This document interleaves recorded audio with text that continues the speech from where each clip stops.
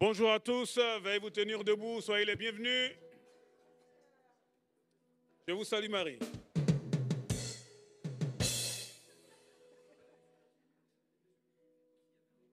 Nous sommes toujours très heureux d'être dans la présence du Seigneur.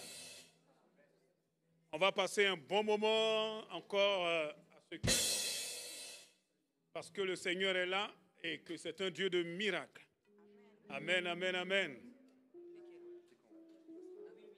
Voilà, tenez-vous debout s'il vous plaît et puis on va présenter ensemble ce moment dans la prière. Élevons nos voix s'il vous plaît. Gloire à Dieu. Amen, amen, amen. Seigneur, merci mon Dieu, il est bon vraiment d'être là, rassemblés, Seigneur mon Dieu, dans cette salle, unis par les liens, Seigneur, de ton esprit. Seigneur, les yeux sur toi, mon Dieu, toi qui vis en nous. Seigneur, merci parce que, Seigneur, nous venons avec les promesses que tu nous as faites, Seigneur. Elles sont pour nous vie et esprit, Seigneur, car toi qui as fait la promesse, tu es fidèle, tu ne changes pas. Seigneur, merci pour ta présence, elle est assurée. Seigneur, elle est certaine. Là où 2 ou 3 sont assemblés en ton nom, Seigneur, et nous le sommes. Seigneur, tu es présent, mon Dieu, pour apporter la bénédiction et la vie, Seigneur, qui ne finit pas. Au nom de Jésus, nous savons, Seigneur, mon Dieu, que la mort est vaincue dans ce lieu. Alléluia. Nous savons dans ce lieu, Seigneur, que les ténèbres sont vaincues au nom de Jésus. Nous savons dans ce lieu, Seigneur, que tu règnes, Seigneur. Merci, mon Dieu, nous t'apportons nos cœurs, Seigneur. Oh, notre Dieu, que nos louanges, que nos prières, que nos chants, Seigneur, mon Dieu, t'élève dans cet endroit. Au nom de Jésus, sois béni, Seigneur. Merci, tu nous donnes encore beaucoup d'assurance alors que nous élevons nos cœurs vers toi. Merci, Seigneur. Amen. Avant de venir dans ce culte, nous avons vraiment prié. Nous avons cherché la face de Dieu, chacun d'entre nous. Et nous avons demandé une seule chose, c'est que nous ne repartions pas de ce lieu avec encore les mêmes problèmes, les mêmes difficultés avec lesquelles nous sommes entrés. Vous savez, il faut être courageux. Dans la vie chrétienne, là, il faut être courageux. Il faut être solide. Il ne faut pas avoir peur. Notre seule ligne qui nous permet de tenir, c'est la parole de Dieu. La parole de Dieu. Amen. Nous allons écouter la parole de Dieu. Mais je vous en prie, prenons des décisions fermes. Ce diable-là, il ne va pas tenir longtemps. Gloire à Dieu. Il est déjà vaincu. C'est vrai, il se promène comme un lion rugissant, mais ce n'est pas un lion. Et il fait semblant de rugir, il ne sait même pas rugir. Il y en a un qui est le vrai lion. La Bible l'appelle le lion de la tribu de Judas. C'est Jésus. Et il habite dans ton cœur. Alléluia. Il faut chasser cette crainte-là. Amen. Alléluia. Regarde à Jésus. Gloire à Dieu. Alléluia. Oh, merci Seigneur. Merci Seigneur. On va prier pour la parole de Dieu. Oh. Frère Mesmer, tu veux venir prier, s'il te plaît?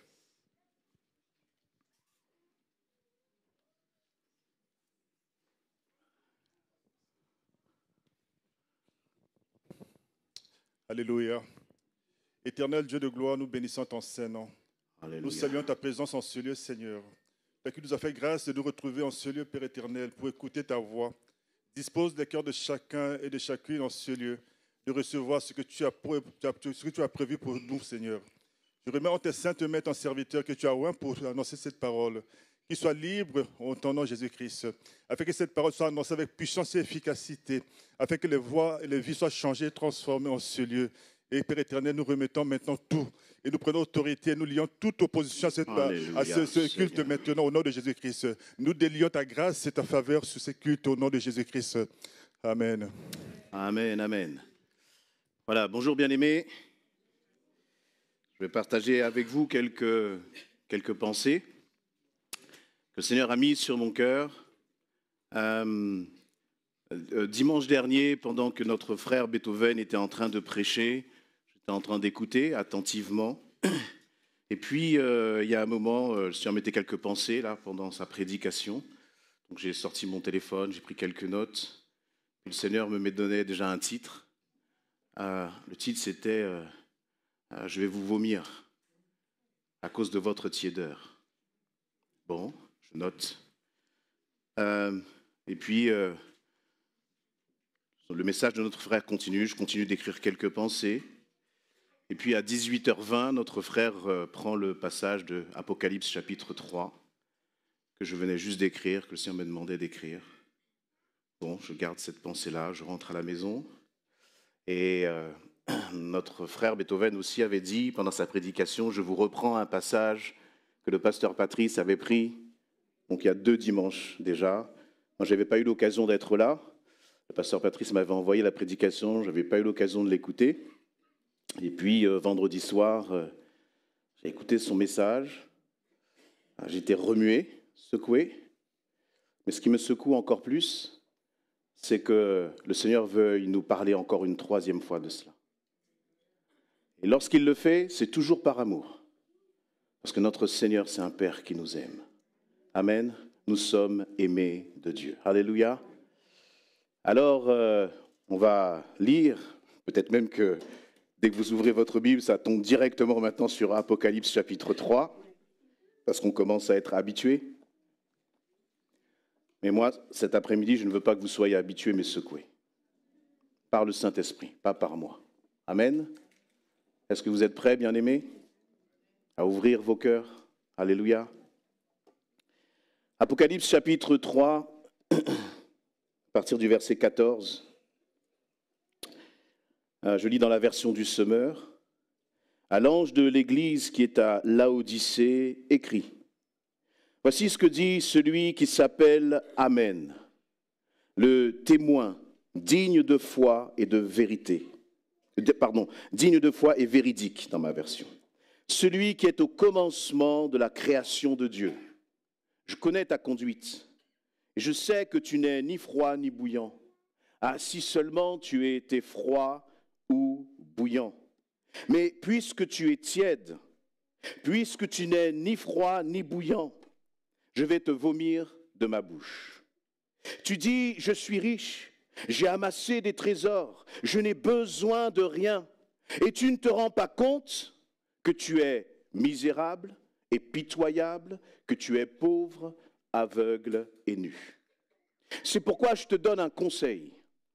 Achète chez moi de l'or purifié au feu, pour devenir réellement riche, des vêtements blancs afin qu'on ne voie pas ta honteuse nudité, et un collier pour soigner tes yeux afin que tu puisses voir clair. Moi, ceux que j'aime, je les reprends et je les corrige. Fais donc preuve de zèle et change. Voici, je me tiens devant la porte et je frappe. Si quelqu'un entend ma voix et ouvre la porte, j'entrerai chez lui, je dînerai avec lui et lui avec moi. Et le verset 21 nous dit le vainqueur, je répète, le vainqueur.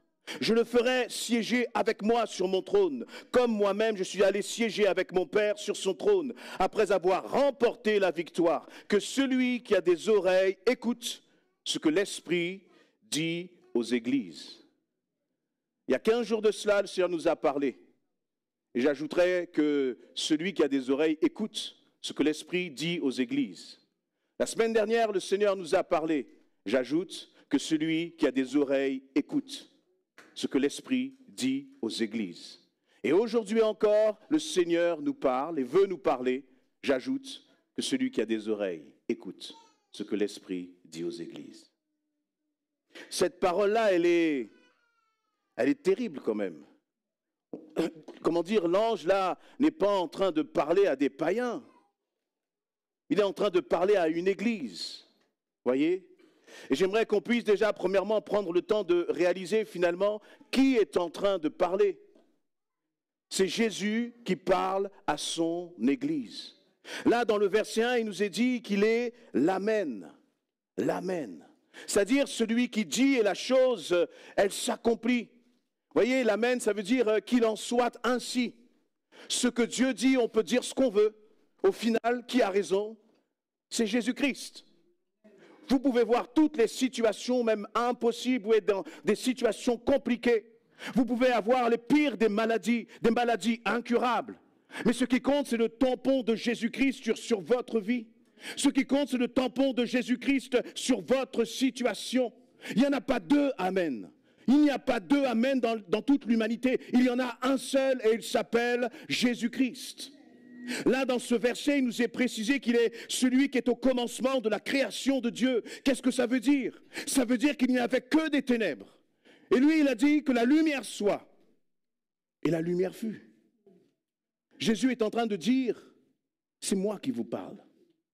Église essentielle, c'est moi qui suis en train de vous parler. Et quand Jésus nous parle, vous voyez, quand quelqu'un d'important parle, qu'est-ce qu'on fait? On écoute. On écoute. Et là, au verset, c'est au verset 18, il dit, c'est pourquoi je te donne un conseil.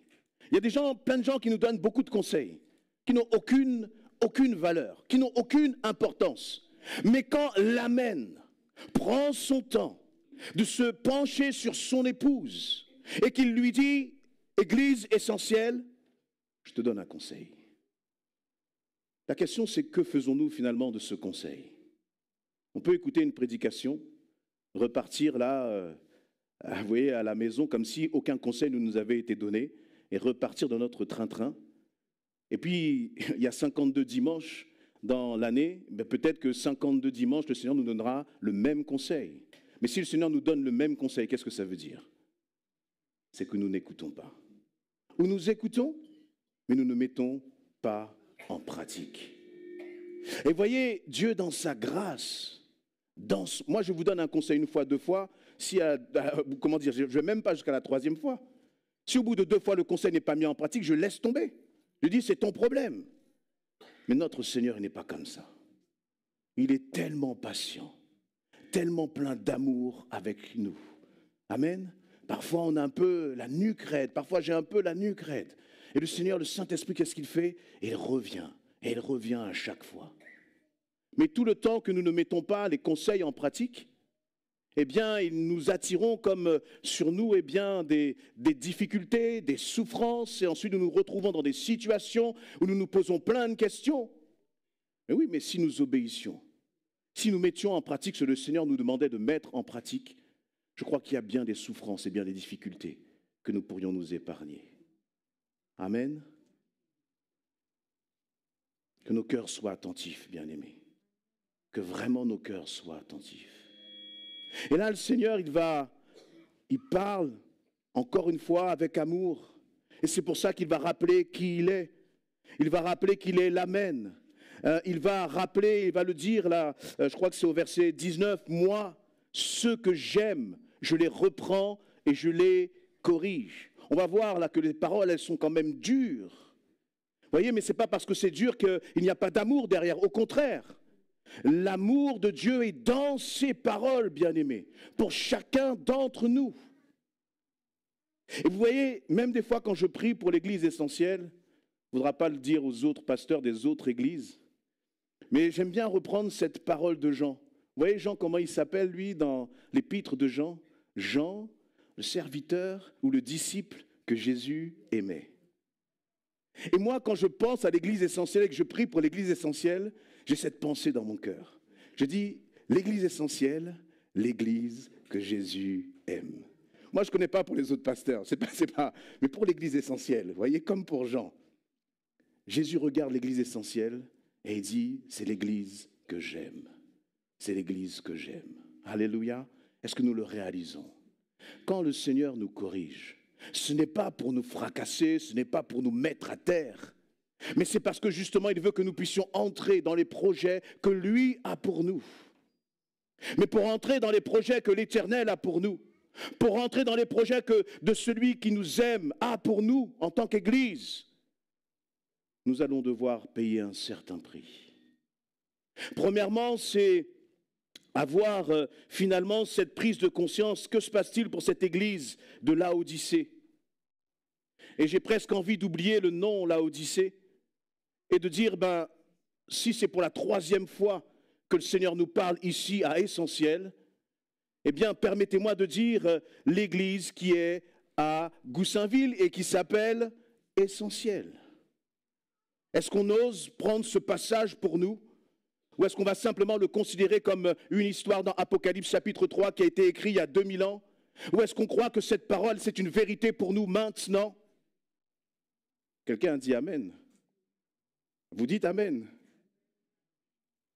Mais on va rentrer en profondeur.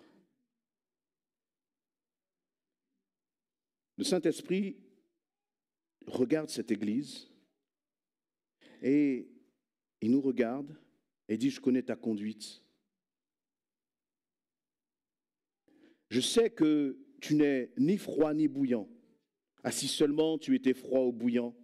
Mais puisque tu es tiède, puisque tu n'es ni froid ni bouillant, je vais te vomir de ma bouche. On n'est pas en train de parler d'une boîte de nuit. On n'est pas en train de parler de, je ne sais pas, un truc de thé dansant ou de je ne sais quoi. On n'est pas en train de parler d'un bar dans lequel il y a des gens qui jouent au tiercé ou je ne sais quoi. On est en train de parler de quoi? De l'épouse de Christ. Bien-aimés, comment on peut accepter ces paroles sans qu'il n'y ait pas un désir profond de transformation dans nos cœurs? Est-ce qu'on réalise que l'époux est en train de dire vis-à-vis de l'épouse? Est-ce que quand vous entendez ces paroles et qu'on considère qu'elles sont pour nous, est-ce qu'on peut même encore chanter, bien-aimés? Est-ce qu'on peut même encore jouer de la guitare? Est-ce que je peux même encore me tenir là et parler? Alors que le Seigneur nous dit, Église essentielle, je connais votre conduite. Vous êtes tiède. Et votre tiédeur, ce qu'elle provoque en moi, dit l'Éternel, c'est que j'ai envie de vous vomir. J'ai envie de vous vomir.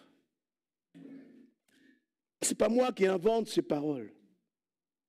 Tellement ces paroles, elles sont dures, mais encore une fois, n'oublions pas que dans ces paroles dures, il y a tout l'amour de notre Père. Il y a tout son amour. Pourquoi ?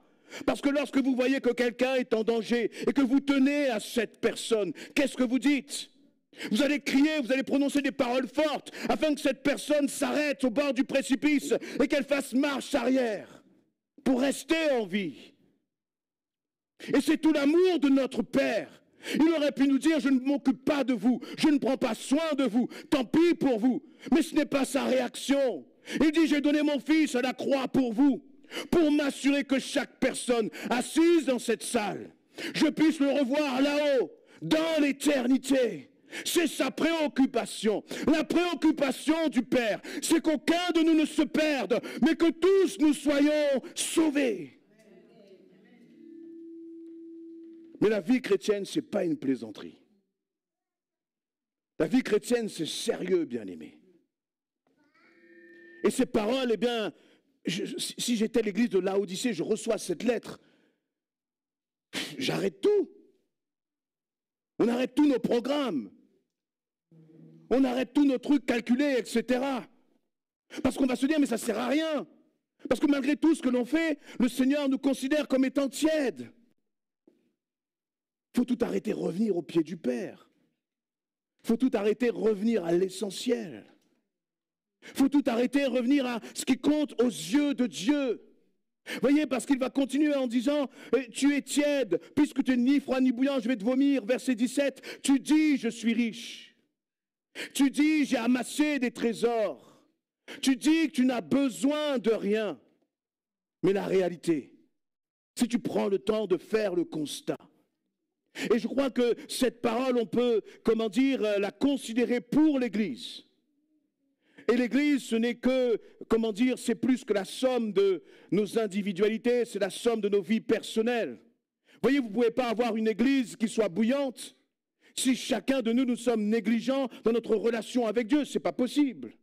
Mais par contre, si chacun de nous prenons nos responsabilités devant le Seigneur, dans nos temps personnels avec lui, je ne suis pas en train de parler d'être des chrétiens parfaits, Parce que moi, je ne mériterais pas de vous parler. Je ne suis loin d'être un chrétien parfait. Mais vous voyez, très souvent, lorsqu'on va commencer à parler de notre intimité, de notre relation avec Dieu, de notre vie d'église, on va chercher beaucoup d'excuses pour ne pas faire ce que Dieu nous demande de faire. Mais ce qui est sûr, c'est que le Seigneur ne va jamais changer son standard. Il ne va pas changer ses exigences à notre égard. Nous pourrons venir avec toutes les excuses que nous avons. Mais une excuse, plus une autre excuse, pour ne pas faire la volonté de Dieu, pour ne pas aller à l'église, pour ne pas prier, pour ne pas lire ta Bible, pour ne pas aller parler de Jésus-Christ à ceux qui sont autour de toi. On pourra aligner toutes nos excuses, peu importe, bonnes ou mauvaises excuses. Le résultat de cette équation égale timidité, tiédeur. Une excuse plus une autre excuse plus une autre excuse égale tiédeur. Tiédeur égale vomi. Rejeté de Dieu. Rejeté de Dieu.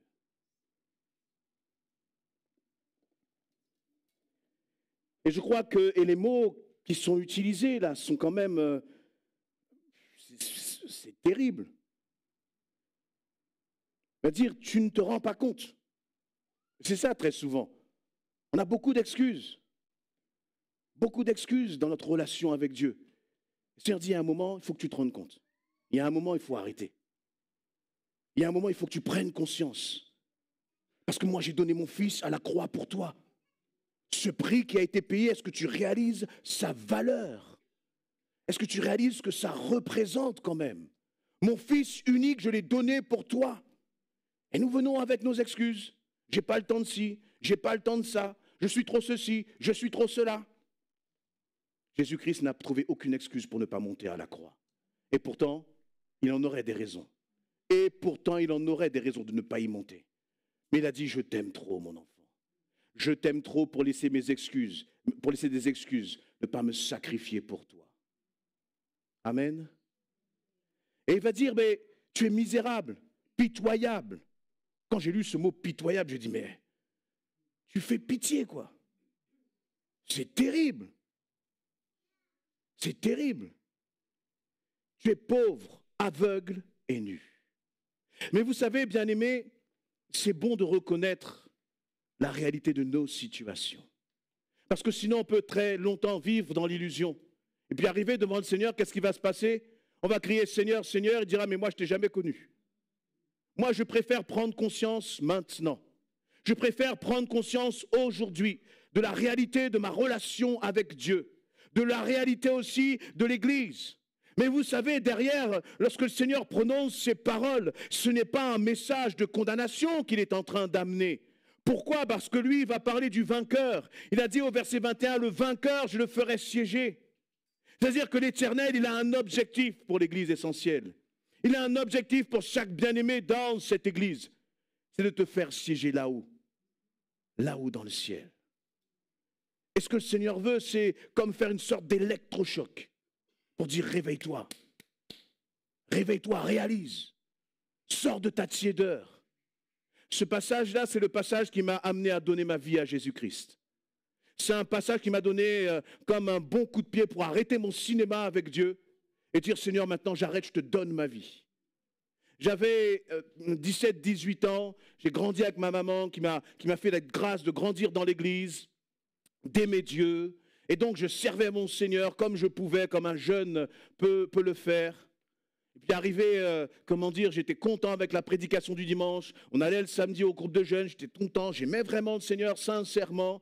Et puis après, quand on va à l'école, on fait ce qu'on a à faire. Hein. On est avec les amis, on est avec les potes, etc.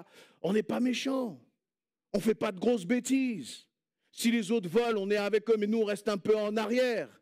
Si les autres racontent n'importe quoi, on est avec eux, et puis de temps en temps, on balance quelques pics, mais on ne se mélange pas trop. J'étais le roi de la tiédeur, bien-aimé. Le roi de la tiédeur.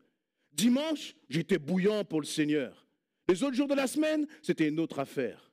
Un jour, on a été à une retraite spirituelle avec ma mère, au ski. Et puis, on a eu un accident de voiture.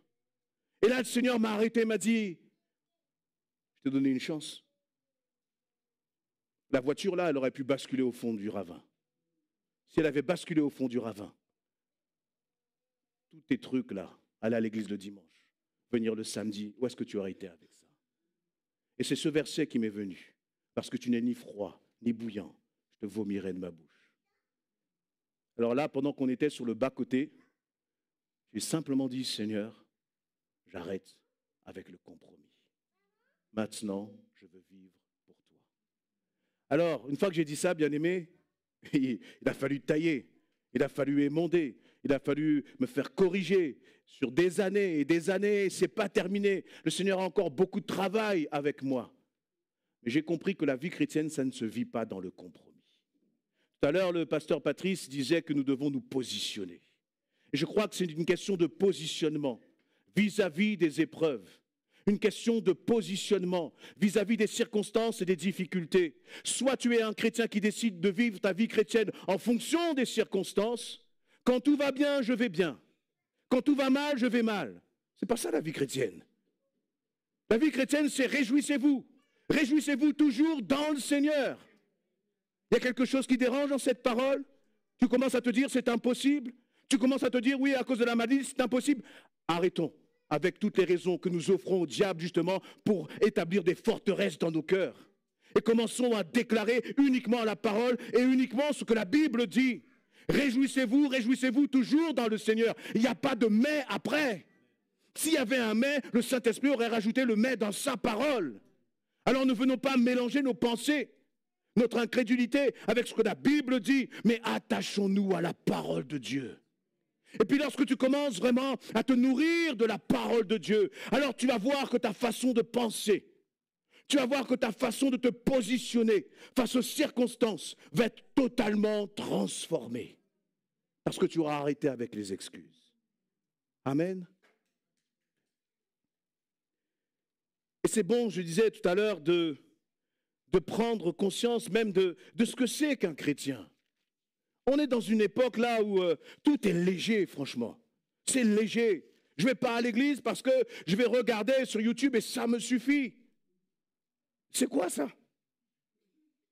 Non mais, attendez, bien aimé, on va regarder dans Acte 2. Moi, j'aime bien revenir à ce que dit la parole. Ok? Acte 2 dit ceci.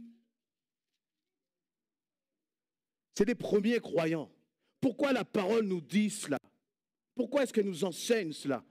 C'est parce qu'elle veut qu'on retienne. Ce n'est pas parce que tu as de la technologie, ce n'est pas parce que tu as des réseaux sociaux, etc., que Dieu a changé ses exigences vis-à-vis de l'Église. Ce n'est pas parce qu'il y a de la technologie que Dieu a changé ses exigences vis-à-vis de l'Église essentielle. Voici ce que le Seigneur recherche.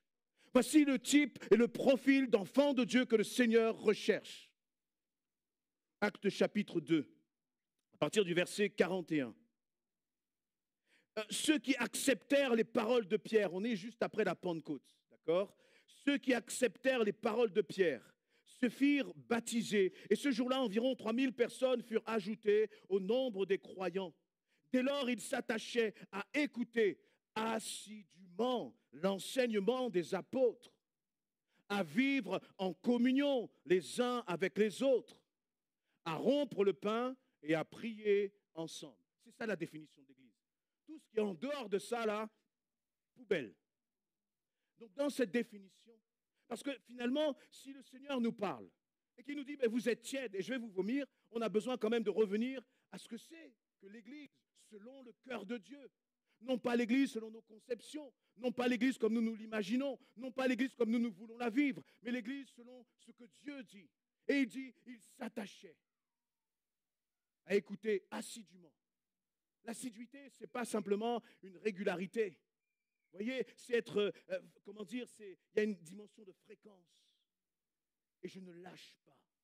Je ne lâche pas l'enseignement de la parole de Dieu. Ce n'est pas aujourd'hui je me sens mal, ou aujourd'hui je suis fatigué, ou aujourd'hui j'ai ceci, ou aujourd'hui j'ai tennis, j'ai football, il y a patinoire, etc., etc. Ces gens-là, ces 3000-là, bien-aimés, ils avaient une vie avant de rencontrer Jésus-Christ. Ils avaient des familles, ils avaient des activités. Je ne sais pas si on jouait au bowling à l'époque du livre des Actes, mais en tout cas, ces gens-là, lorsqu'ils ont été touchés par la puissance de l'Évangile, leur vie a changé. Ils se sont attachés à écouter assidûment l'enseignement des apôtres. Est-ce que tu es attaché l'enseignement de la parole de Dieu? Est-ce que c'est pour toi important?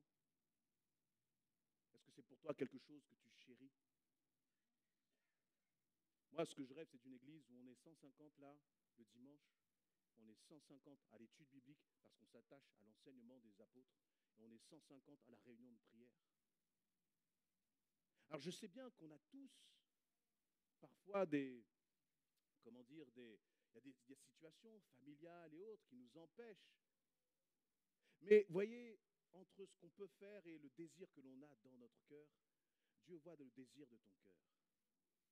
Est-ce que lorsque tu ne peux pas assister à une réunion de prière, tu dis c'est pas grave, c'est pas grave, ou est-ce qu'au contraire tu dis Seigneur, j'aimerais tellement être là, avec mes frères et mes sœurs pour intercéder, pour prier. Voyez, le sentiment qui doit animer notre cœur. Le sentiment qui doit animer notre cœur. Il va dire vivre en communion les uns avec les autres. L'église, ce n'est pas le lieu où tu viens, tu pars, et puis dès que c'est fini, on ne sait même pas que tu étais là. C'est le lieu de communion les uns avec les autres. Avec qui tu as une communion? Comment vous faites pour avoir communion avec des gens qui sont sur Internet? Moi, il y a plein de prédicateurs que j'aime, mais la réalité, c'est que je n'ai aucune communion avec eux. Je n'ai aucune communion avec eux. Des très bons prédicateurs. Et merci Seigneur pour tout ce qui est diffusé. Oui, mais il n'y a pas la communion. La communion, c'est ici. La communion, c'est avec les frères et sœurs. La communion, c'est avec les bien-aimés. Mais ce qui est embêtant, c'est qu'avec les frères et sœurs, parfois, il y en a qui sont un peu casse-pieds. C'est la communion avec tous les autres. Pas la communion avec ceux que tu as choisis. Aujourd'hui, tu t'es assis à côté d'un tel.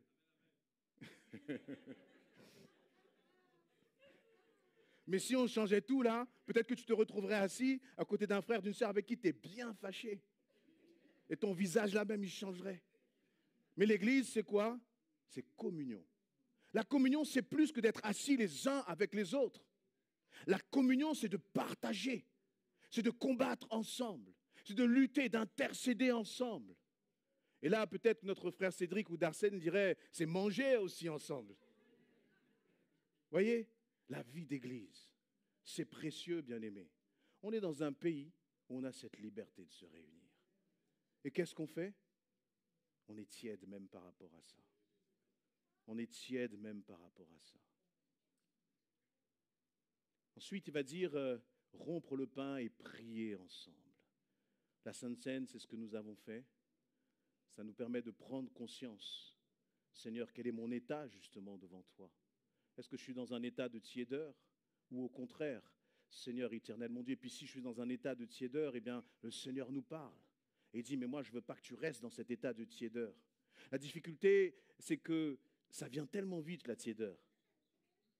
Là, vous sortez, vous dites, ah, on est chaud bouillant. Lundi, vous êtes comment? Et constamment, on doit veiller sur notre intimité. Constamment, on doit veiller sur notre relation avec le Seigneur. Et là, moi, ce que je vis, c'est une clé importante, c'est que j'expérimente dans ma vie de chrétien, c'est la discipline. Je ne prie pas Dieu parce que j'ai envie ou quand je me sens bien. Je ne lis pas ma Bible parce que j'ai envie ou que je me sens, bien pour lire ma Bible. Je ne brosse pas mes dents parce que j'ai envie. Je brosse mes dents tous les jours, plusieurs fois par jour. Qui brosse ses dents plusieurs fois? Voilà. Mais si je demande qui lit sa Bible tous les jours, il y aura peut-être moins de mains levées. Vous vous intéressez plus à votre haleine que ce qu'il y a à l'intérieur, bien-aimé? Qu'est-ce qui est le plus important? La lecture de la parole. Et quand vous commencez à marcher par la discipline, il n'y a plus de la question d'envie. Ça devient comme un réflexe. On ne se pose plus de questions. C'est la discipline me dit, je dois faire ça. Alors je le fais. C'est tout. Et même si je ne me sens pas bien, etc., je le fais. Et vous savez, si vous commencez à désirer être discipliné, le Seigneur va vous aider. Et vraiment, j'ai expérimenté cela. Vous voyez, il y a, je pense que ça doit faire plus de 10, 11 ans, on avait commencé à l'église de Goussainville à faire des réunions de prière le matin en présentiel à cette époque, chaque matin. J'avais commencé un petit peu en me disant je vais faire ça une semaine, à 6 heures. C'était pour les jeunes d'ailleurs qu'on avait commencé. Première fois qu'on a fait ça, il n'y avait pas de jeunes. Et puis après, le pasteur Patrice, je ne sais pas ce qu'il lui a appris, un jour, un mardi soir, à la réunion de prière, il a dit, bon, c'est pour tout le monde. J'ai dit, mais non, ce n'est pas ça qui est prévu, c'est pour les jeunes. Ah oui, tu ne te souviens pas? Tu m'as mis dans une sacrée galère. Et puis, on a commencé, j'ai dit, ok Seigneur, je le fais encore une semaine. Parce que venir ici à 6 heures du matin, c'est-à-dire qu'il faut se lever plus tôt, il faut préparer un message, etc. J'ai dit, Seigneur, c'est impossible. Ça demande trop de discipline. Et puis, voilà, il y a quelques bien-aimés qui sont venus, et puis on a fait ça. Et ça faisait du bien. Ça faisait du bien. Il y avait un prix à payer, mais ça faisait du bien. Et puis on a continué encore une semaine supplémentaire. Et j'ai dit, Seigneur, c'est la dernière. Et je crois que ça a commencé en 2013. Et on a continué comme ça des années. Jusqu'au Covid. Arrivé au Covid, on était là avec les anciens, je me rappelle encore très bien. Et j'ai dit, ben, écoutez, comme on ne peut plus le faire en présentiel, moi je vais continuer de le faire le matin et puis je mettrai des petites vidéos chaque jour. Parole du jour. Vous voyez? Et je suis impressionné de voir ce que le Seigneur est capable de faire. Comment le Seigneur est capable de nous inspirer. Et pourquoi je vais vous dire cela? Ça n'a pas commencé par « j'ai envie de ». Non, je me suis dit, pour vivre ma vie chrétienne, il faut que je sois discipliné. Discipliné. Combien, et les jeunes, je vous parle aussi. Arrêtez de commencer des programmes de lecture annuels et puis au bout d'un mois, vous arrêtez. Il faut arrêter ça. C'est le livre de vie, c'est un livre qui est précieux. C'est un livre qui te change, qui te transforme. C'est sur ce livre-là que tu bâtis ton avenir. Ce n'est pas quand tu commences à te mettre avec des garçons, des filles de je ne sais quelle situation qu'il faut ensuite te demander, Seigneur, qu'est-ce qu'il faut faire? C'est trop tard. C'est maintenant qu'il faut considérer que ce livre-là, c'est ce que tu as de plus précieux. Vous voyez, on est attiré par le bling-bling. On aime quand ça brille. On aime quand il y a de la lumière. Là, il n'y a pas de lumière. Ça a l'air d'être un simple bouquin. Mais ça change et ça transforme une vie. C'est sur ça que tu peux commencer à bâtir ta vie sérieusement. Mais si tu continues de lire ta Bible une fois dans la semaine, tu vas être vomi. Tu vas arriver là tous les dimanches pour les appels, chaque dimanche. Mais si tu ne changes rien, tu vas continuer chaque dimanche à venir en demandant « change-moi, Seigneur ». Le Seigneur ne fait pas comme ça. Il ne fait pas, il n'agit pas comme ça. Il cherche des chrétiens, des hommes et des femmes qui sont responsables, bien-aimés. Responsables. Et c'est ce qu'il attend de chaque bien-aimé dans l'Église essentielle. Vous voyez, quand il va dire dans Matthieu 28, 19, pas la peine de l'afficher, Jésus va dire aux disciples, allez et faites des nations de quoi? Des disciples. Des disciples, discipline. Et là, quand j'ai pensé à ce passage-là, je me dis, mais Seigneur, qu'est-ce que tu attends de nous? Quelles sont tes exigences à notre égard? Ça m'a fait penser à, cette expression qui m'est venue, les disciples qui ont laissé leur filet.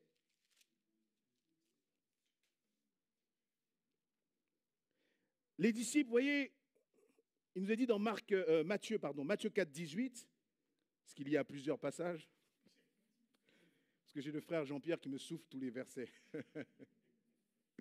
Matthieu 4, 18, il nous est dit un jour qu'il marchait. Le « il », c'est Jésus. Un jour, Jésus, je rajoute Jésus parce qu'on n'a pas le contexte avant, mais un jour que Jésus marchait au bord du lac de Galilée.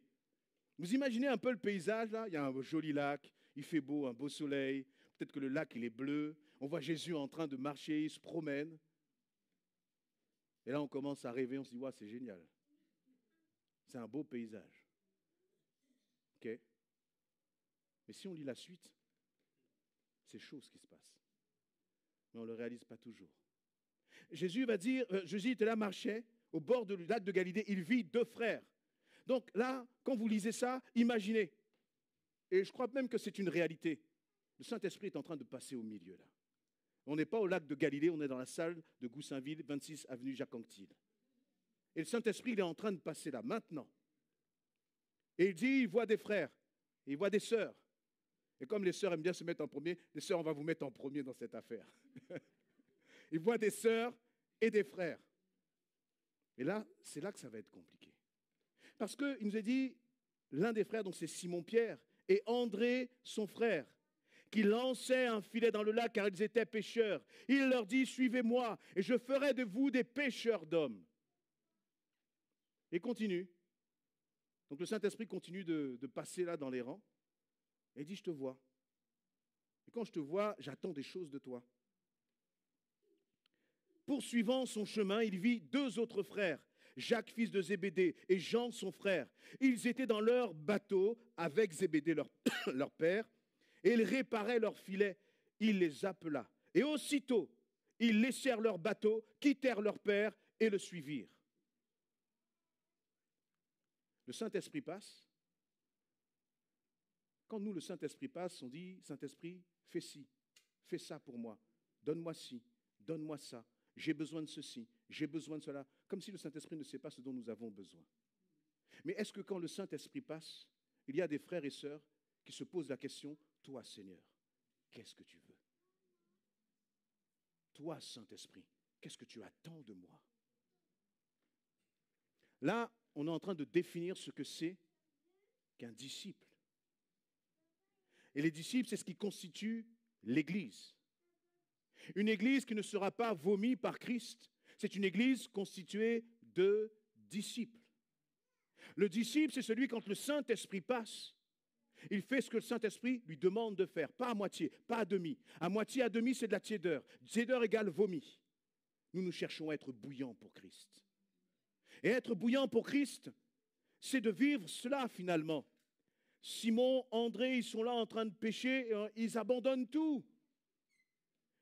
Et alors, Jacques et Jean, ils sont avec leur père là, ils sont en train de travailler. Travailler pas pour s'amuser, travailler pour ramener à manger sur la table, pour nourrir la famille.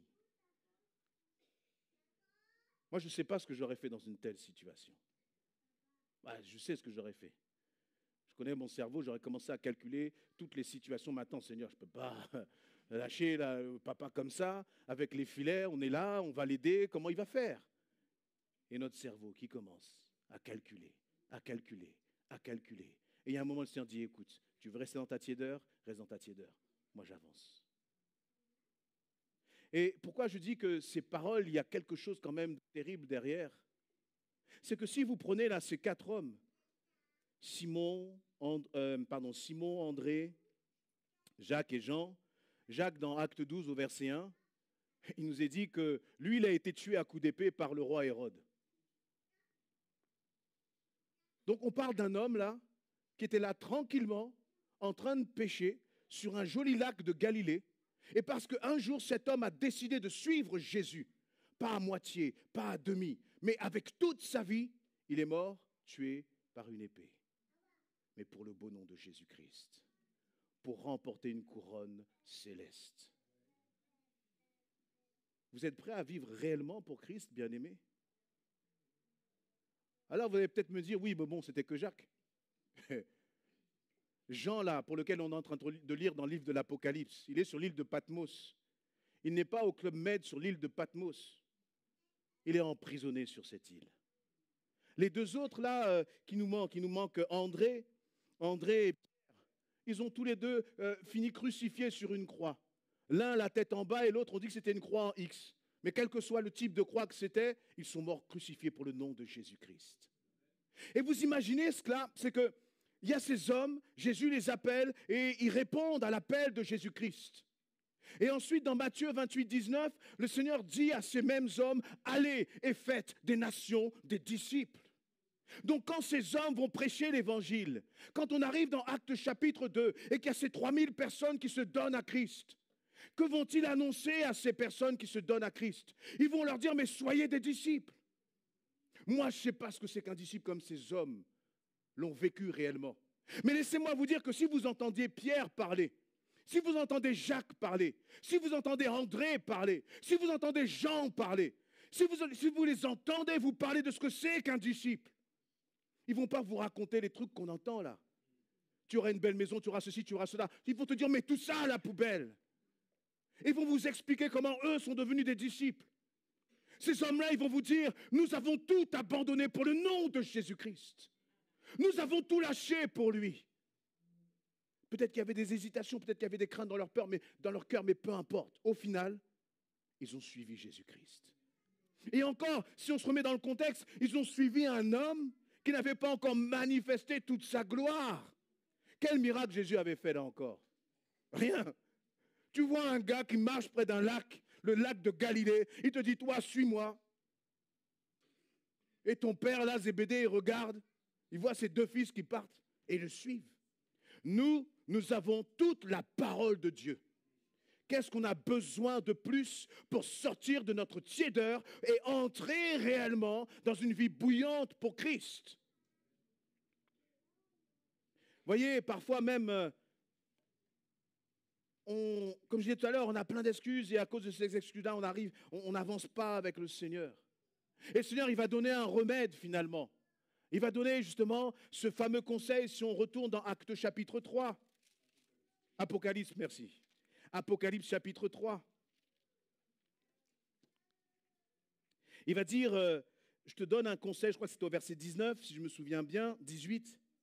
C'est pourquoi je te donne un conseil, achète chez moi de l'or éprouvé, achète chez moi de l'or purifié au feu pour devenir réellement riche. Des vêtements blancs pour te couvrir, afin qu'on ne voie pas ta honteuse nudité, et un collier pour soigner tes yeux, afin que tu puisses voir clair. Acheter. Ces disciples dont on a parlé là tout à l'heure, ils savent ce que ça veut dire, d'acheter. Ce n'est pas gratuit. Il va falloir donner quelque chose. Ce n'est pas de l'argent. Ce n'est pas ça que le Seigneur a besoin. Le Seigneur a besoin de ce que toi, tu as de plus précieux. De ce que tu tiens là et que tu ne veux pas lâcher. C'est ça qui intéresse le Seigneur. Aimer l'Éternel, son Dieu, de tout son cœur, toute son âme, toute sa pensée. Il n'y a pas d'autre façon de l'aimer. Et si on dit achète, achète. C'est-à-dire qu'il y a un prix à payer. Et c'est là où parfois nous reculons. Parce que nous ne faisons pas toujours suffisamment confiance au Seigneur. Mais Seigneur, si je fais ci, si je fais ça, si je commence à décider de venir à toutes les réunions, si je commence à mettre des choses de côté pour justement être assidu dans l'enseignement de ta parole, si je commence, Seigneur, à arrêter de négliger les réunions de prière, comment je vais pouvoir gérer ceci? Comment je vais pouvoir gérer cela? Et puis on trimballe ça là, toute notre vie, sans jamais avancer avec Jésus-Christ. Quel est le désir de votre cœur, bien-aimé, réellement, sincèrement? Est-ce que vous êtes rassasié ou est-ce que vous avez envie d'être bouillant pour Christ? Est-ce que vous n'avez pas envie de dire, mais Seigneur, je crois que la vie que tu as en réserve pour nous, elle est extraordinaire, elle est merveilleuse. Et c'est ici-bas que je peux la vivre. Je veux la vivre. Cet après-midi, il y a ma fille qui est venue me voir, toute contente. Elle me dit, oh papa, j'ai acheté les places pour le concert de Konosko. C'est un artiste chrétien. Je dis, ah c'est bien, je la vois tellement joyeuse. Je dis, mais c'est quand? Elle me dit, mais c'est en octobre. Je dis, mais on est en mars. Et si, je ne sais pas moi, si tu as un rendez-vous important, si tu as un truc au travail ou à l'école, elle n'a pas cherché à comprendre. Elle a vu Konosko, elle a vu la date, elle sait qu'il y aura du monde, elle a dit, je prends le billet tout de suite. Est-ce que vous pouvez faire ça pour Jésus-Christ? Sans calculer, sans trop réfléchir. Arrêtez de toujours penser, et de simplement faire ce que le Seigneur nous demande. Tu t'imagines là, sur ta barque, tu es en train de t'occuper de tes filets. C'est quoi les filets pour toi? C'est quoi les filets dans ta vie? C'est quoi les filets dans ta situation? Ce qui embarrasse ta tête. Alors que le Seigneur va te dire dans Matthieu 6,33 de chercher d'abord son royaume et sa justice. C'est écrit en français. D'abord. Il y a quelque chose qu'on ne comprend pas dans le mot d'abord. C'est clair. Mais pourtant, on n'agit pas comme c'est écrit. Je dis on, parce que je veux me corriger aussi moi-même. Mais je ne laisserai pas l'ennemi me balader encore très longtemps. je veux vraiment entrer dans les plans de Dieu. S'il faut payer pièce après pièce, je paierai le prix, au prix de ma vie. Des fois, avec le pasteur Patrice, on dit, nous, on est déjà morts. Mais vous savez, bien-aimés, ce n'est pas une plaisanterie. Ce n'est pas une plaisanterie. Mourir pour Christ. Alors, hier, on était à table, on parlait avec ma fille et on parlait justement, vous voyez, des situations parfois difficiles où le Seigneur ôte la vie, on ne comprend pas. Et moi, je disais à ma fille, mais tu sais, demain, je peux mourir. Et là, elle a fait une tête, elle a dit, ah non, non, non. Mais demain, et même je me donne jusqu'à demain, comme si moi-même, j'ai une autorité sur l'emploi du temps de Dieu, sur l'agenda de Dieu. Mais sans Christ, notre vie n'a pas de valeur. Et moi, je me refuse de vivre une vie fade avec le Seigneur. Ça, je n'en veux pas. Quand j'imagine toutes les choses merveilleuses qu'on peut vivre avec notre Seigneur, et vous l'avez expérimenté à chaque fois que tu as donné un peu de place au Seigneur dans ton emploi du temps, qu'est-ce que tu as ressenti après? C'était extraordinaire. À chaque fois que tu as commencé, vous voyez, on est une église qui aime le jeûne et la prière.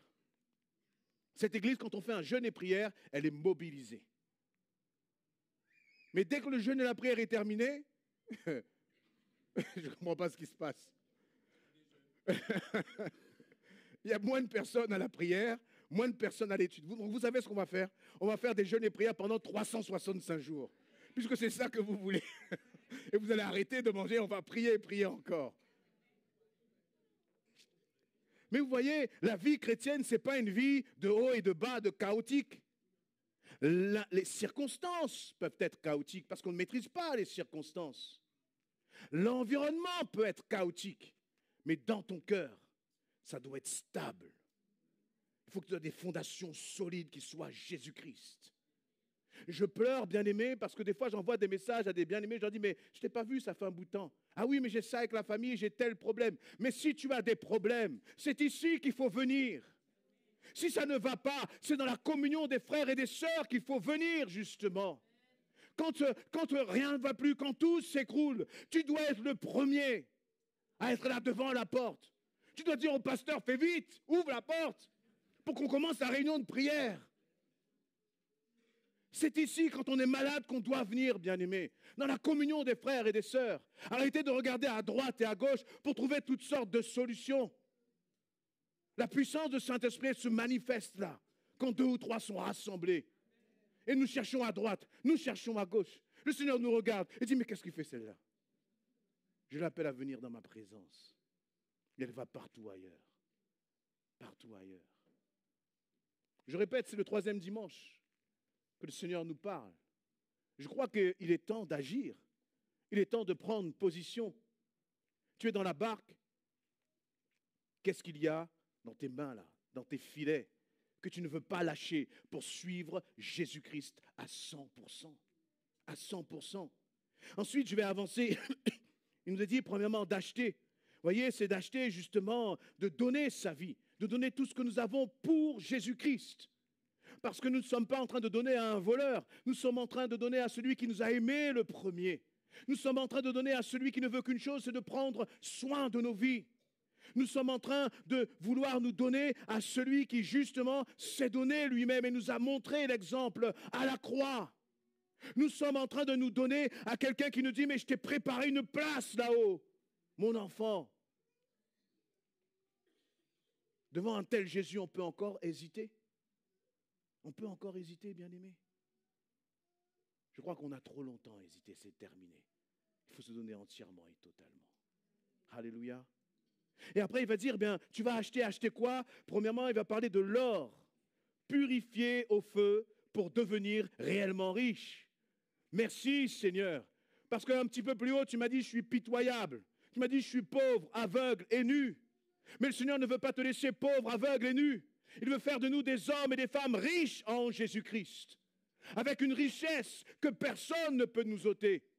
Ta belle voiture, ta belle maison, ton beau salaire, tout cela, ça peut partir, c'est que du vent. Mais ce que le Seigneur donne, personne ne pourra te l'ôter. Et c'est ce à quoi nous devons aspirer, bien-aimés. Il va dire de l'or purifié par le feu. Et c'est quoi cet or purifié? On peut aller dans 1 Pierre chapitre 4. 1 Pierre 1, pardon. Verset 4.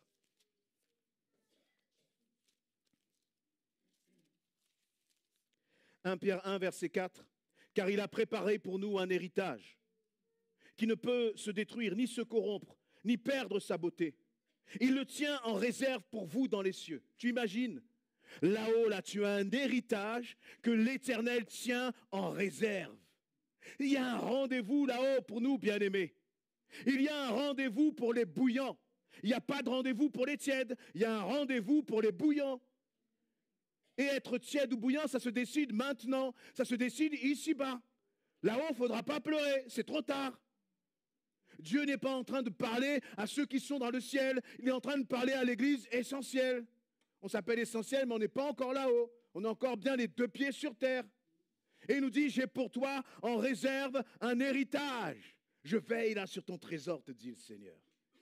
Mais voilà ce qui fait, il tient en réserve pour vous dans les cieux, vous qu'il garde par sa puissance, au moyen de la foi, en vue du salut qui est prêt à être révélé au moment de la fin. Verset 6. Voilà ce qui fait votre joie, même si actuellement, il faut que vous soyez attristés pour un peu de temps par diverses épreuves. Celles-ci servent à éprouver la valeur de votre foi. Le feu du creuset n'éprouve-t-il pas l'or qui pourtant disparaîtra un jour? Pourtant, votre foi qui a résisté à l'épreuve a une valeur beaucoup plus précieuse. Achète de l'or éprouvé, purifié par le feu. Ça veut dire, ne te laisse pas arrêter par l'épreuve. Mais par l'épreuve, justement, eh bien, tu travailles ton endurance. Par l'épreuve, tu travailles ta persévérance. C'est par l'épreuve que tu travailles ta foi. Alors, s'il vous plaît, bien-aimés, face à l'épreuve, face aux circonstances, dans tes combats, arrête de pleurer, mais réalise que c'est par là que le Seigneur est en train d'éprouver ton cœur, de purifier ton cœur et de faire de toi un or précieux. Sans épreuve, il n'y a pas d'or purifié, bien-aimés. Vous voulez être bouillant pour Dieu? Acceptez l'épreuve. Acceptez de la traverser, sachant que vous n'êtes pas seul dans cette épreuve. Acceptez de traverser l'épreuve, sachant que l'Éternel vous a déjà donné la victoire dans le nom puissant de Jésus-Christ. Regardez l'épreuve comme des vainqueurs, bien-aimés, aussi difficile soit-elle. Parce que même l'épreuve, elle n'échappe pas aux mains de Dieu. Dieu sait, vous voyez, c'est comme s'il a mis une limite à cette épreuve. Et lui, il sait ce qu'il fait. Il sait ce qu'il fait. Pierre, Jacques, Jean et André, lorsqu'ils ont lâché les filets, ils ne savaient peut-être pas l'épreuve qui les attendait. Mais ils ont fait confiance à Jésus-Christ. Amen. Acheter de l'or purifié par le feu. Le Seigneur dit, je ne veux pas que tu viennes là dans mon intimité, simplement quand tout va bien. Le Seigneur ne cherche pas des gens qui viennent à l'église simplement quand tout est bien, quand il fait beau. Non, ce n'est pas ça. C'est finalement dans ces petites choses, au quotidien. Tu aimes ma parole? Ah, j'aime la Bible. Mais qu'est-ce que t'en sais, tu ne la lis pas? J'aime la Bible. Vous voyez, notre Seigneur, lui, il ne parle pas, il est très factuel finalement. Il va dire, celui qui aime ma parole, c'est celui qui la médite, jour et nuit. Vous voyez? Et nous, on se trompe parfois parce qu'on dit, j'aime la Bible. Tu aimes le petit verset qui arrive là, claque sur ton téléphone, tu lis ça, tac, et ensuite tu passes à autre chose. Ça, c'est pas aimer la Bible, bien-aimé. Non, là, on n'est pas sérieux. Aimer la Bible, c'est passer du temps dans sa parole. Passer du temps dans sa parole. Amen. Et c'est ça qui va te soutenir justement dans tes épreuves. Ensuite, il va nous dire, je vais aller vite, il va parler donc après de l'or purifié, la foi donc qui est éprouvée. Il va parler d'un vêtement blanc. Un vêtement blanc, bien-aimé. Là, il parle toujours à une église. Moi, je croyais que dès le moment où on avait une carte de membre, on était à vêtement blanc. Vous voyez? Avec la carte de membre, on me donne le vêtement blanc et c'est bon, c'est réglé. Pas du tout. Pas du tout. On peut lire 1 Jean, chapitre 1. Et là, ça répond au fait que tu es nu. Tu réalises que tu es nu et que tu as besoin d'être revêtu du vêtement de Jésus-Christ. Et dans 1 Jean, il nous est dit, à partir du verset 7,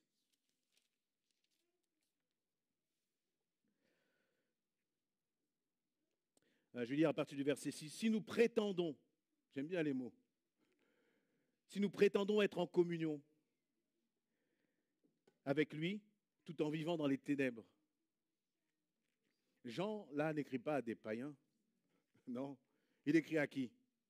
Il y a des gens qui se disent chrétiens et qui prétendent être en communion avec Christ tout en marchant dans les ténèbres. Et dans l'église de Laodicée, très certainement qu'il y avait des gens comme ça, puisqu'il leur dit, il faut que vous rachetiez justement un vêtement blanc. On fait bisous, bisous, mon frère, ma sœur. Mais le Seigneur dit, il y en a qui marchent dans les ténèbres. Ne regarde pas ton voisin. Regarde ton cœur, là. Et vois ce qui est ténébreux dans ton cœur. Dis, c'est pas moi. Mais quand tu vas rentrer à la maison, qu'est-ce que tu vas regarder? Qu'est-ce que tu vas écouter? De quoi tu vas alimenter tes pensées? Avec quoi tu vas passer ton temps? Et quand tu commences à mettre ça, plus ça, plus ça, plus ça, et que tu fais le résultat de l'équation, j'aime bien les équations, vous avez vu? Est-ce que le résultat, c'est que tu t'affectionnes aux choses d'en haut? Ou plutôt qu'il n'y a pas beaucoup de choses d'en haut et beaucoup de choses de ce monde? Et après, on va dire, on va prétendre être en communion. Prétendre. C'est pour ça que Jésus va dire qu'il y a beaucoup d'appelés et il y a peu d'élus, parce qu'il y en a beaucoup qui prétendent. Et Seigneur, je te demande par ta grâce que je ne sois pas quelqu'un qui prétend, mais que je sois quelqu'un qui soit réellement en communion avec toi. Et là encore, c'est des faits. C'est avec qui tu passes ton temps, comment tu passes ton temps, qu'est-ce que tu fais de ton temps. Si Dieu est en deuxième place, tu n'es pas en communion. Ensuite, il continue, il va dire, nous sommes des menteurs. Ouais, la parole est dure. Et Rudy, tourne-toi vers ta sœur, dis, tu es une menteuse. Il va pas, non, fais pas ça, mon frère. Vous voyez, la parole, elle nous reprend. Nous, on atténue.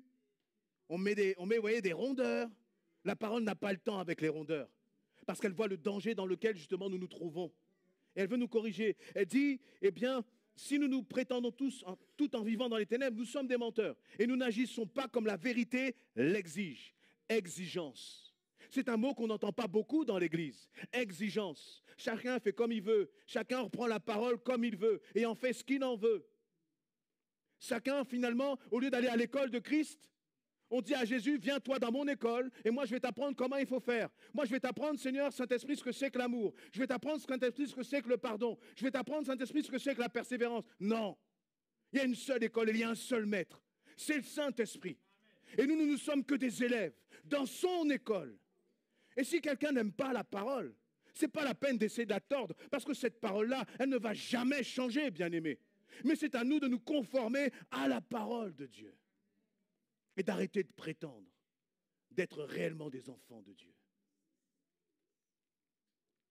Si nous vivons dans la lumière, il y a un mais. J'aime bien ce mais-là. J'attaque souvent les mais, mais là c'est un bon mais au verset 7. Mais si nous vivons dans la lumière, tout comme Dieu lui-même est dans la lumière, alors nous sommes en communion les uns avec les autres. Et parce que Jésus, son Fils, a versé son sang, nous sommes purifiés de tout péché. Alléluia! Nous sommes purifiés de tout péché. Donc quand tu commences à réellement vivre en communion avec Christ, eh bien lui, il te revêt d'un vêtement blanc. Amen. Mais ça dépend de nous. Parce que lui, il a fait sa part. Il a payé le prix à la croix. Mais encore une fois, quand tu vas rentrer ce soir, lundi, mardi, mercredi, jeudi, vendredi, samedi, qu'est-ce que tu vas faire? Où est-ce que tu vas passer ton temps? Où est-ce que tu vas mettre tes priorités? Et puis à la fin, samedi soir, tu pourras faire le bilan, soit prétendre d'être en communion avec Christ, ou soit dire, Seigneur, je te remercie, j'ai été réellement en communion avec toi, parce que je t'ai mis en premier. Alléluia. Et ensuite, il va terminer, je vais passer au verset 9. Si nous reconnaissons nos péchés, Dieu est fidèle et juste. Et par conséquent, il nous pardonnera nos péchés et nous purifiera de tout mal que nous avons commis. Donc, revêtir ce vêtement blanc, ça commence déjà par la repentance. Ça commence déjà par reconnaître justement notre péché, reconnaître nos négligences, reconnaître tout ce qui fait que, Seigneur, je suis bouillant dimanche et puis lundi, je suis déjà tiède. Je suis à 100 degrés dimanche, 90 degrés lundi, 80 degrés mardi, et etc., etc. Et j'arrive comme un glaçon le dimanche matin. Et la louange doit faire tout son maximum pour que ça reprenne un petit peu. Et ça va durer combien de temps comme ça? Combien de temps, bien-aimés? Combien de temps? 3 dimanches que le Saint-Esprit parle à son Église. 3 dimanches. Et ensuite, il y a aussi cette dimension de, finalement, eh bien, Seigneur, merci, tu m'as pardonné, merci, tu m'as revêtu de ton vêtement blanc. Mais il faut rester, il faut demeurer dans la sanctification. Ce n'est pas tout de revêtir un beau vêtement blanc et de continuer de le salir parce qu'on a prié pour toi. Oui, mais quand est-ce que tu vas justement arracher l'œil là qui te fait voir, avec lequel tu regardes des choses que Dieu justement n'agrée pas? Apocalypse chapitre 16, verset 15. « Voici, je viens comme un voleur. Heureux celui qui se tient éveillé. » Apocalypse 16, 15. « Et qui garde ses vêtements, afin de ne pas aller nu en laissant apparaître sa honte aux yeux de tous. » Il nous dit, mais heureux celui qui se tient éveillé et qui garde ses vêtements. Est-ce que ce que tu reçois du Seigneur précieusement, tu le gardes aussi précieusement? Ou est-ce que tu vas corrompre ton cœur avec des choses qui ne glorifient pas le Seigneur? En écoutant, en regardant, en fréquentant des choses et des personnes, le Seigneur te dit, mais tu n'as rien à faire là. Ce n'est pas ta place. Je t'ai revêtu d'un vêtement blanc. Qu'est-ce que tu fais là? Qu'est-ce que tu es en train de regarder? Qu'est-ce que tu es en train d'écouter? Et le Seigneur, il nous parle. Il nous parle. Les pensées là que tu gardes dans ton cœur, attention, ça va salir le vêtement blanc avec lequel je suis en train de te revêtir. Des pensées d'amertume, des pensées de colère. Voyez, tout cela qui sont dans notre cœur. Et puis après, eh bien, on s'étonne que, eh bien, on est en train de dévier, de s'éloigner du Seigneur et qu'on est tout refroidi. Qu'est-ce que nous faisons? Et je termine par ce collier et on va prier. J'ai dit beaucoup de choses. 1 Corinthiens chapitre 2, versets 9 et 10. Et le collier, c'est ces gouttes-là qu'on met dans les yeux. Moi, je pensais à des fois, ça m'était arrivé des fois, on avait les yeux qui collaient là. Puis j'arrivais plus à ouvrir les yeux, puis il fallait mettre du collier pour ouvrir les yeux. Et là, le Seigneur, toujours à l'église de Laodicée et à l'église essentielle, il répond à ce point, tu es aveugle. Et comme tu es aveugle, je veux que tu vois. Je veux que tu vois. Pour que tu puisses voir, il faut que tu mettes du collier dans tes yeux. Pardon. 1 Corinthiens chapitre 2, je ne sais pas ce que je vous ai dit, 2 versets 9 et 10. 1 Corinthiens chapitre 2 versets 9 et 10, je vais commencer à partir du verset 8. Cette sagesse-là, les grands de ce monde ne la connaissent pas. Dans le monde, il y a beaucoup de gens qui sont sages, il y a beaucoup de gens qui savent beaucoup de choses. Dans l'église aussi, il y a beaucoup de gens qui savent beaucoup de choses. Hein? Okay? Mais là, on parle d'une autre sagesse. Cette sagesse-là, les grands de ce monde, ne la connaissent pas. Car s'ils l'avaient connue, ils n'auraient pas crucifié le Seigneur glorieux. Mais comme le dit l'Écriture, il s'agit de ce que l'œil n'a pas vu, et que l'oreille n'a pas entendu, et que l'esprit humain n'a jamais soupçonné, mais que Dieu tient en réserve pour ceux qui l'aiment. Or, Dieu nous l'a révélé par son esprit.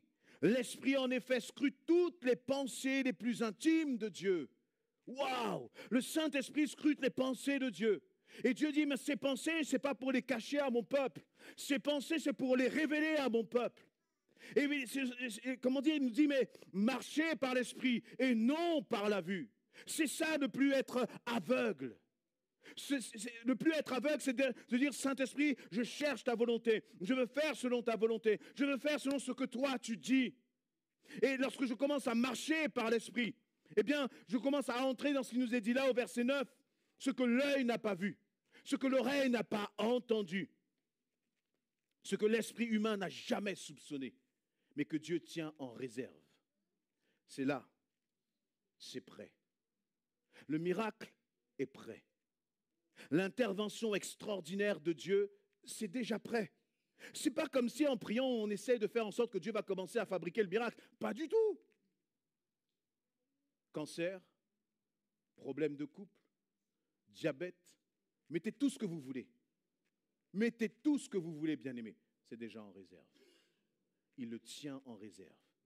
Pas pour tout le monde. C'est ça le problème. Ce n'est pas pour tout le monde. C'est pour qui?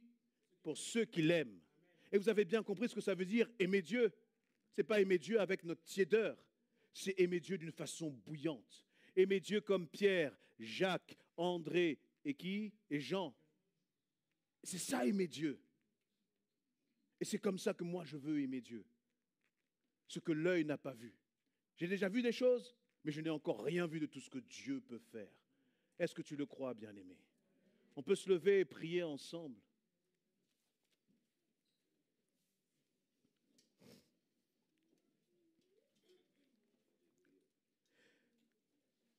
Juste pour vous dire, dans le verset justement 3,19, Jésus va dire « Fais donc preuve de zèle et change. » Et change. Changer. Qu'est-ce que tu vas changer? On peut prier longtemps. Hein? Il n'est pas dit prie dans ce acte 3 à la fin. Il n'est pas dit prie. Il est dit fais preuve de zèle et change. Qu'est-ce que tu vas changer? Qu'est-ce que tu es prêt à changer? Est-ce que tu veux être vraiment bouillant pour Christ? Est-ce que tu veux vivre ta vie, ta relation avec Dieu autrement de tout ce que tu as déjà vécu par le passé? Est-ce que tu es prêt à faire cela? Est-ce que tu es prêt vraiment à payer le prix? Est-ce que tu es prêt à mettre toutes tes excuses et mes excuses de côté pour dire Jésus, je veux apprendre avec toi. Apprendre à tes pieds, Seigneur. Alléluia. On va élever la voix ensemble.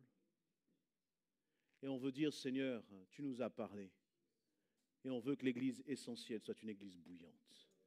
Une église bouillante. Nous n'accepterons pas d'être une église tiède. Alléluia. Élevons la voix ensemble, bien-aimés.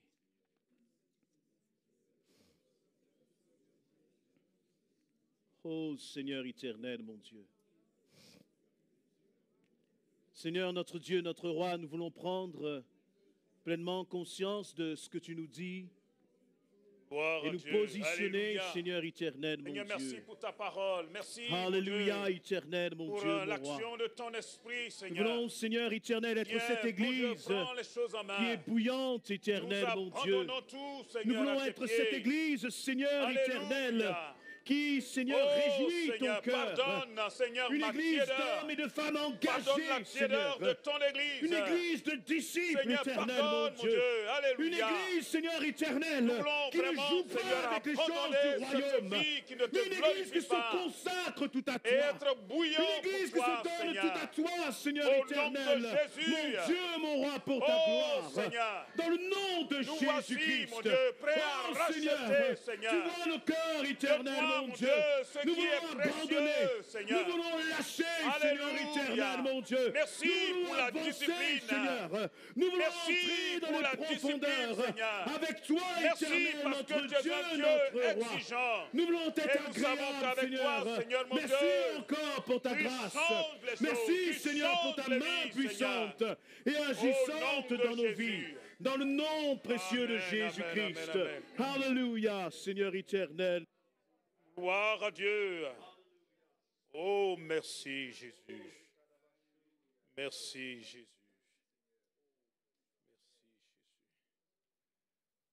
Asseyez-vous. Le culte est pratiquement fini.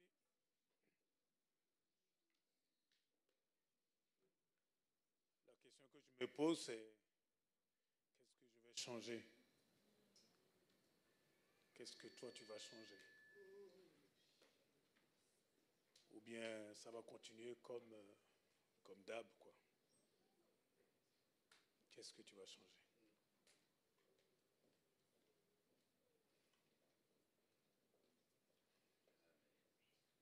Qu'est-ce que tu vas changer? Je vais demander au groupe de louanges de venir. Hein. On va chanter un dernier chant avant de terminer. Et pendant ce temps, je vais faire quelques annonces, le temps qu'il s'approche.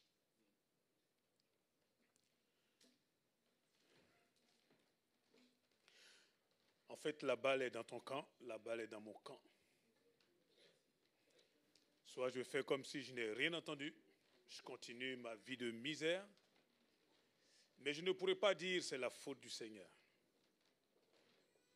C'est toi-même qui détruis ta vie. C'est moi-même qui détruis ma vie. Ce n'est pas le programme de Dieu. Ce n'est pas le programme de Dieu. Arrête d'être en train de pleurer, en train de raconter à tout le monde ce qui ne va pas. C'est ça là qui te fatigue. Ce n'est pas là à l'extérieur, c'est dedans. Seigneur, ça ne va pas. Le problème, c'est que tout le monde voit, mais toi-même, tu ne vois pas. Finalement, il y a beaucoup d'Ivoiriens dans la salle. Hein? Que Dieu nous en délivre.